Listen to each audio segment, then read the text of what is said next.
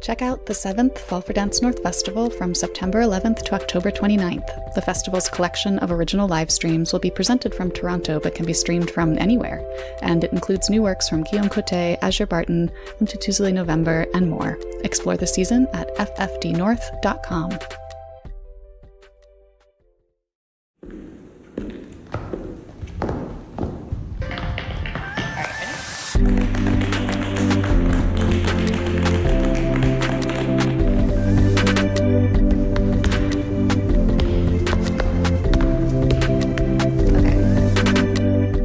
Friends, and welcome to the Dance Edit podcast. I'm Margaret Fuhrer. And I'm Courtney Escoyne.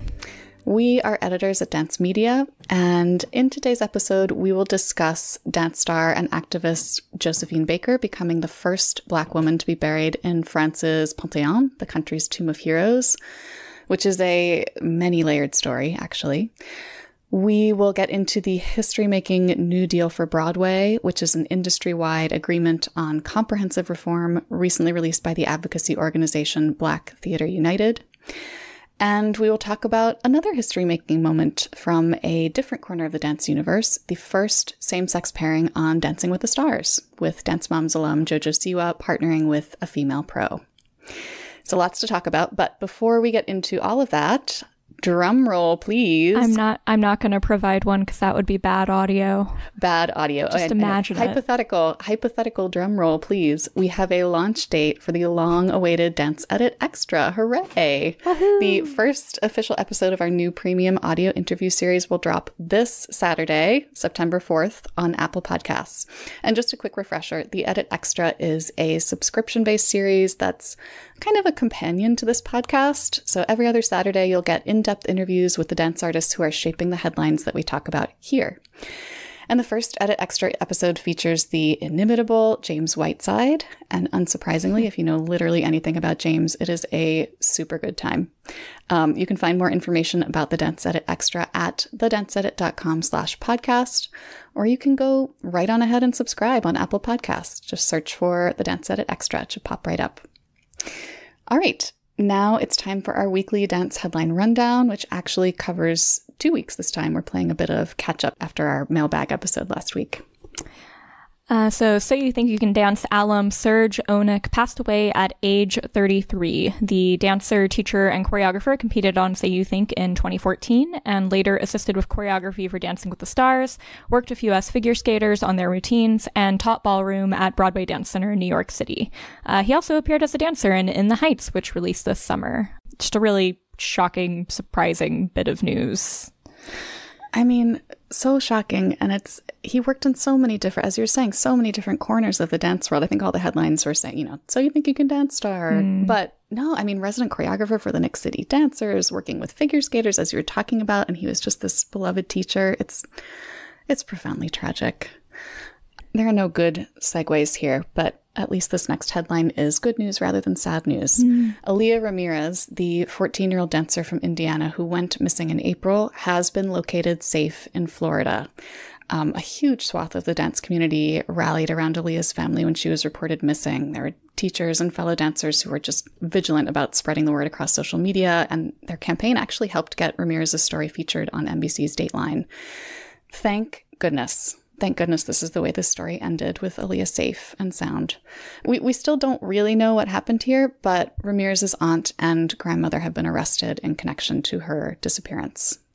And as we cautiously but optimistically approach the fall performance season, an increasing number of performance venues and dance presenters are requiring some combination of vaccination, testing, and masking for audience members. The League of Chicago Theaters, a coalition of more than 65 indoor venues, and a number of Seattle organizations, including Pacific Northwest Ballet, are requiring proof of vaccination for audience members with proof of a negative COVID test being allowed in certain specific cases. Meanwhile, 14 theaters in the Boston area will accept either. All require masks, and all are mirroring what we've already seen going on and going into effect in New York City and elsewhere. I feel like my inbox over the last couple of weeks has been full of similar announcements from companies all over the country. Yeah, totally. New normal. We actually did a poll in our newsletter and on our social channels a few weeks ago asking if the Delta surge has made people more hesitant about attending in-person performances, and a clear majority of respondents said, yep, which is totally understandable. I feel the same way. So hopefully these types of requirements will at least offer a little bit of reassurance for those of us who are feeling anxious about going into theaters again. Yeah, because I know I certainly don't want to keep adding to the Dance Magazine timeline of canceled performances due to COVID. No, I'm still adding to it. It's been a long time now. So, really. Here is some news that if you are like me and not 1,000% up to speed on the musical theater scene, you might not have been aware of. But if you are 1,000% up to speed, you are kind of already knew is happening. There's a Mystic Pizza musical happening right now. It's been in the works for a little bit. In fact, it debuted yesterday at Maine's open-air Ogunquit Playhouse. The new show is set to a collection of songs from the 80s and 90s. It's a jukebox musical. It features a cast of Broadway standouts, and it boasts all women in the lead creative positions, including choreographer Liz Ramos. I mean, is it heading to Broadway? We don't know yet, but it's a good start. Yeah, keep an eye on it. In further musical news, NBC's next live musical production has found its Annie. 12-year-old Selena Smith, who previously performed as young Nala in a national tour of The Lion King. She'll join Harry Connick Jr. and Taraji P. Henson for the Sergio Trujillo choreographed production of Annie Live, which is set to air December 2nd. Yay, that's awesome. Big congrats to her. Here is some hopeful news out of Aspen. A new ballet company has kind of risen from the ashes of Aspen Santa Fe Ballet, which dissolved its performing arm earlier this year. Called Dance Aspen, this new contemporary ballet troupe was founded by several former ASFB performers, and its first program, called The Pieces Fall, will premiere September 17th at the Wheeler Opera House in Aspen. It'll feature works by Ben Needham Wood, Danielle Rowe, and Penny Saunders. So definitely an encouraging development. Yeah, and it's great to see them using those connections of contemporary choreographers that they already have in place and the existing infrastructure that's been built in Aspen. So, sending all the best. Positive vibes. Hell yeah. Jazz hands. Spirit fingers. The great artistic director shuffle of 2021 continues with the news that Mark Brew will be stepping away from his position as artistic director of Axis Dance Company. The integrated company's last performances with Brew at the helm are slated to take place in October and will also mark its first in-person performances since 2019. Axis alum Nadia Adame will succeed Brew, who has held the position since 2017. Yeah, I mean, gosh, so much leadership change in dance right now. It is sort of reassuring that they already have a successor in place. She knows the company well. Yeah. Hopefully there won't be too much instability during the transition. And the fact that the new director is a woman is also exciting. Love to see it. Speaking of which, here is some news that broke just before we sat down to record. Francesca Harper has been appointed artistic director of ALE 2. Courtney's doing a chair dance right now. I'm smiling so big, I can't even tell you. Harper danced professionally with Ballet Frankfurt and on Broadway and has taught and choreographed extensively. Her resume includes works for both Alvin Ailey American Dance Theater and ALE 2, as well as her own company, the Francesca Harper Project. She is not only a former Ailey School student, but also the daughter of the late Denise Jefferson, who led the Ailey School for decades. And her appointment comes after the firing of former ALE 2 director Troy Powell last summer for alleged sexual misconduct. So this is the beginning of a new chapter for ALE 2, and Harper could not be more deserving of this position. It just fits. Those lucky dancers. This is, as I said, can't stop smiling. It's such great news. Just congrats, Francesca. And our last headline item today is an obituary for Jeffrey Stephen Watson, the influential Baltimore-based ballet dancer and educator who died earlier this summer. Watson was a graduate of Point Park University who danced with the Old Baltimore Ballet and on tour with Aretha Franklin before joining Dance Theater of Harlem in 1986. Later in his career, he returned to Maryland, where he danced with Maryland Ballet and taught for Baltimore City Schools. He was such a big part of the Baltimore dance scene for such a long time. So in our first discussion segment today, we are going to talk about Josephine Baker, the hugely influential performer whose accomplishments, even today, remain widely underappreciated. Baker was born in America, but became a huge star in France's music hall scene in the early 20th century, and was later a French resistance agent and a civil rights activist. She died in 1975, but she's in the news right now because it was just announced that her remains will be laid to rest in the vaunted Panthéon in Paris.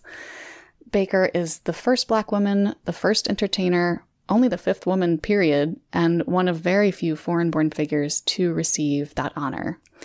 So it sounds like a righted wrong that Baker would at last be recognized in this way, a sort of poignant, pointed gesture, but the story is a bit more complicated than that.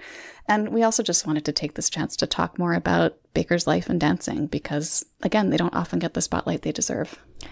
Yeah, so Baker was born in the United States in 1906, got into performing as a fairly young teenager, actually, and was in the vaudeville circuit. At age 19, she moved to Paris and ended up becoming a star of the scene there. She danced for the Folies Bergère, very famously. She renounced her United States citizenship in 1937 and became a French citizen. But as Margaret mentioned, later in life, she was a huge proponent of the civil rights movement in the United States.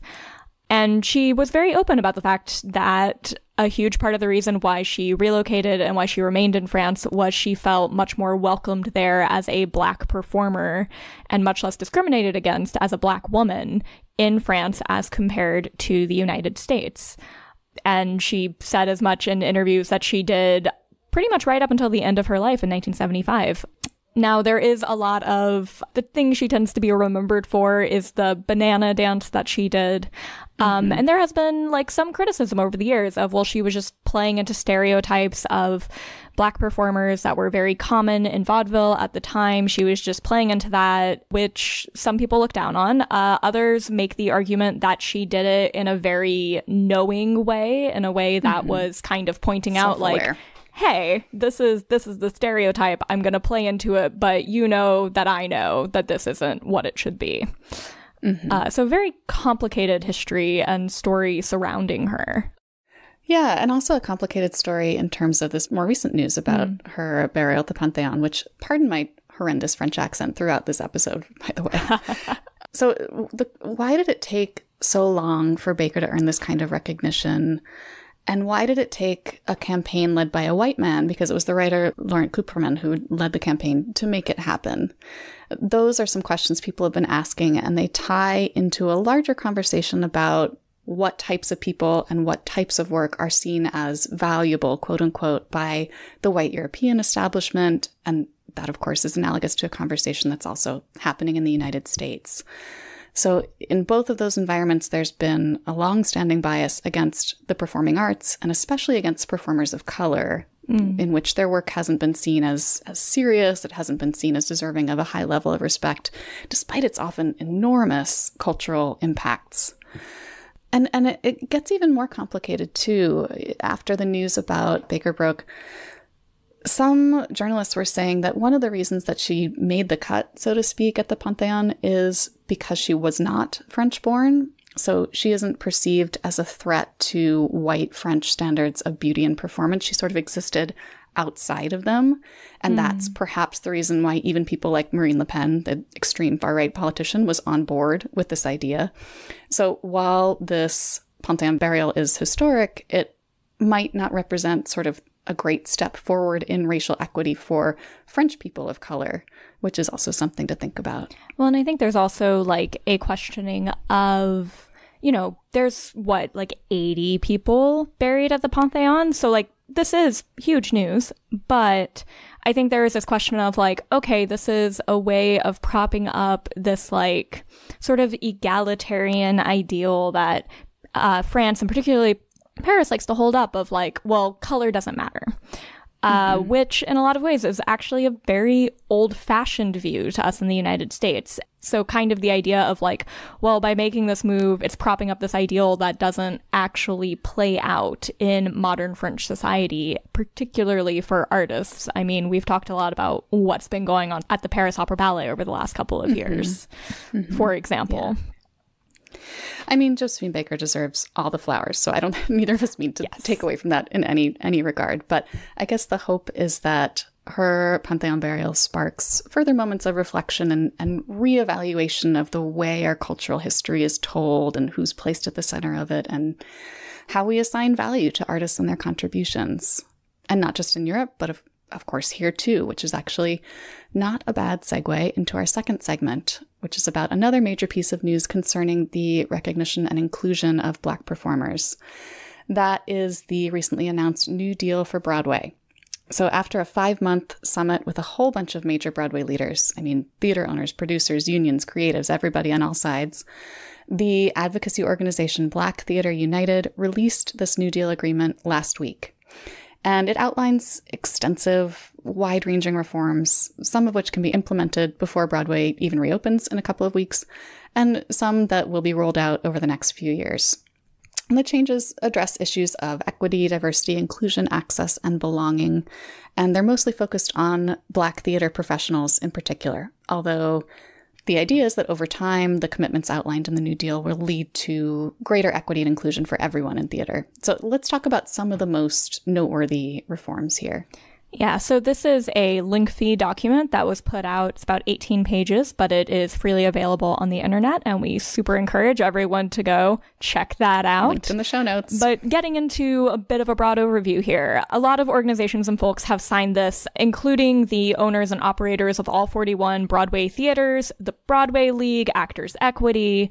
So while these pledges aren't legally enforceable, the idea is that by signing to this, they're going to try to hold each other accountable for these new measures. And we are looking at reforms and pledges that impact productions basically from beginning to end, from the makeup of creative teams to the use of sensitivity readers for new scripts to the language used to describe vocal requirements and casting calls to having conversations early in casting about actors' comfort levels with alterations to their natural hair textures.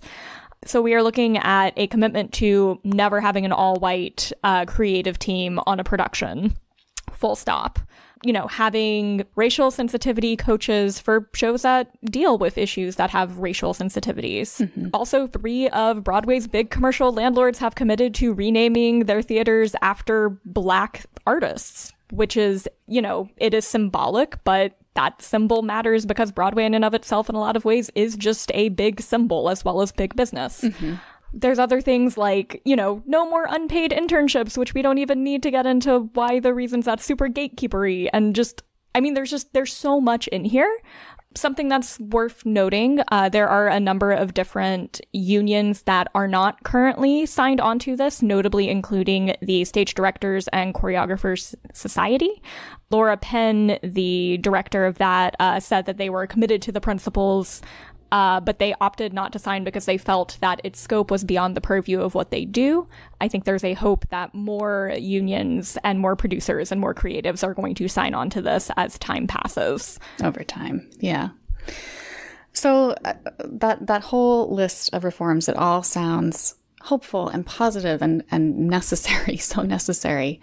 I think, I'm such a Debbie Downer today. I do think it's worth wondering aloud about how these reforms are going to play out in the current incredibly unstable Broadway environment. Like, for example, there is an unprecedented number of plays out right now by Black writers, which is fantastic and very much in line with the New Deal's goals. But are they essentially guinea pig shows, like ways for producers to test the waters as they try to figure out whether people will feel safe returning to theaters and try to figure out how to bring in different types of audiences? And if they end up failing because of the pandemic, will that then make it harder for people of color to maintain these footholds that they've secured? So to get into like nerd world a little bit for a second, please do. That's the same question that me and friends of mine are asking right now with, as you're hearing this, Marvel's Shang-Chi and the Legend of the Ten Rings is coming out this weekend, the first Asian-led Marvel movie. It's huge. It's such a big deal. But it's also coming at a time when a lot of people are really nervous about going to movie theaters. So if this film doesn't perform to typical Marvel standards at the box office, is it going to be written off as a failed experiment in producing an Asian-led film rather than a casualty of the pandemic. Yeah. And so, yeah, I think that is a completely valid concern that while COVID-19 has created space and the conditions for us to stop and reevaluate theater, we are also still living with COVID very much present in our lives. And so is there going to be time allowed for this kind of work to actually really take root? Yeah, totally. All right, to bring things back around to the positive, I do think it's fantastic that Black Theater United is getting everyone to agree to these reforms now in a public way, because often diversity initiatives are some of the first things to go when finances get tight. Like, that's true well beyond Broadway, of course, but this is a way to sort of ensure that positive change is a priority no matter what this next year or so looks like financially. And also just seeing that, like, because kind of at first I was like, oh, okay, like, they're going to be saying they're hiring DEI officers and that's going to be it. And it's just theoretical. And then once I actually read, like, oh, this is concrete. Like, these are actual actionable steps. This isn't just theoretical. And also, like, people are actually signing on to it. It's huge. It feels very real. Yeah, and an excellent model that hopefully other parts of the performing arts world can tap into as well. All right. So finally today, we want to talk about some news that I think a lot of us have been expecting for a bit now, although that doesn't make it less exciting. Dancing with the Stars is going to feature its first same-sex partnership this season. Dance Moms alum and social media star and hairbow queen JoJo Siwa, who revealed earlier this year that she is pansexual and dating a woman, will be paired with a female pro on the show. So for context, this comes after Strictly Come Dancing, which is the BBC cousin of Dancing with the Stars. They paired boxer Nicola Adams with Katya Jones last year. Strictly is also going to have an all-male couple in its new season, and actually a same-sex couple won the Danish version of the show back in 2019. So yes, Dancing with the Stars is a little bit late here, but still, this is big, interesting news for multiple reasons. Yeah, I mean, the thing that struck me about this really is that Dancing with the Stars is so, for lack of a better term, like, it's so accessible. Like, it's right there. You can just turn on the TV and it's there.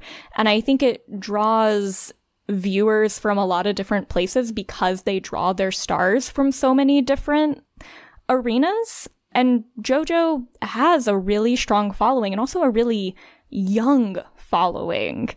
And like, the thing that I keep thinking about is that, you know, like, when you're growing up, right? Like, you see movies and television shows and there's like the scenes of like school dances or like weddings and people are dancing and it's like romantic or it's dramatic or like whatever whatever it needs to be. But like, you think about it, right? Like, you see like, oh, I want to get dressed up and go dancing with someone I really like. And like, you don't have to go that far back for there to never be any same-sex representation in that. Or if there is, it's like, oh, they're dancing outside the gym in the parking lot. And it's very cute, but it's also extremely sad because it's that way because like homophobia exists. They can't be in the, yeah, exactly. So like, I just like the thought of kids like either seeking out Dancing with the Stars or just happening to turn it on and seeing JoJo Siwa with whoever her female pro is, and that being presented as like a normal thing that is equally deserving of being celebrated and seen, not something that you need to be awkward about. It's just queerness as fact. Like, and not just for queer kids, but like also for kids who aren't in the LGBTQ community, just seeing this presented as a normal thing. Like, that is game changing. Like, this is why representation matters, because it shifts culture and it shifts the environments that kids are going to be growing up in, so that hopefully they feel safe enough to be able to come out and they feel safe enough to be supportive allies if they are straight. And this just, it means so much. And I didn't have JoJo Siwa becomes a pansexual icon on my 2021 bingo card, but you know what? I'm here for it. Let's do it. Bingo. Yeah, I know. That was the thing that actually, when I heard this news, that made me a little bit teary too. The thought of these like 6 to 10-year-old Siwanators, because that's absolutely what they're called. What? Yes, yeah. But all of them coming to Dancing with the Stars for the first time and just seeing the same-sex pairing as a normal part of the show's fabric. That's just part of what Dancing with the Stars is to them. That is such a beautiful thing to think about, as you much more articulately explained. I mean, zooming out a little bit here, this is very much in line with what's happening in the larger ballroom community. There have been a lot of debates about, rethinking the ways gender is built into technique and built into the rules of competition.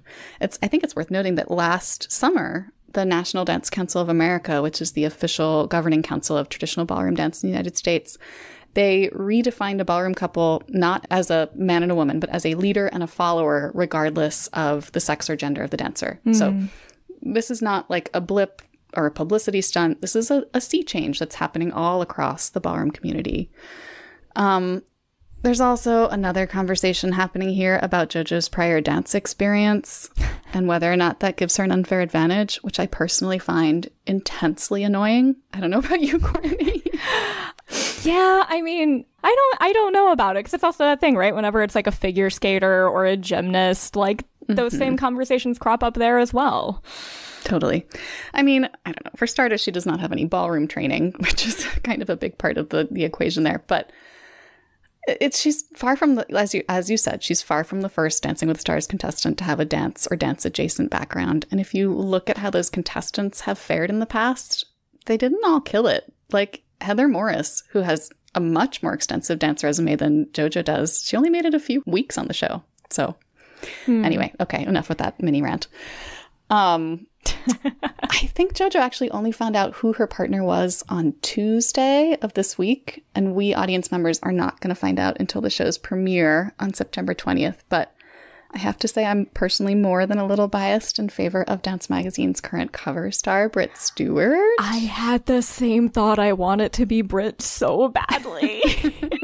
Yeah, I mean, what we're really saying here is make sure you tune in on the 20th to see her ballroom debut. It's such a big deal. It's so great. And it's so overdue. Yes. All right. That's it from us this week. Thanks everyone for joining us. We will be back next week for more discussion of the news that's moving the dance world. Keep learning, keep advocating, and keep dancing. Mind how you go, friends.